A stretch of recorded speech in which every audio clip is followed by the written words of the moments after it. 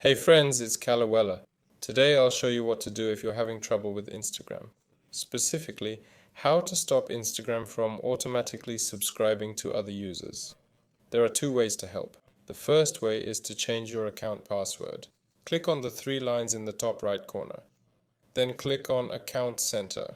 Next, click on Password and Security. Then click on Change Password. Select your account and enter your new password, making sure it's completely different.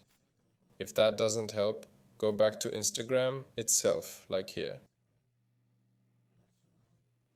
Scroll all the way to the bottom and you'll find Help. Click on Help and then click Report a Problem. Here you can request a solution to your problem. Click here. Then click below and write your problem here.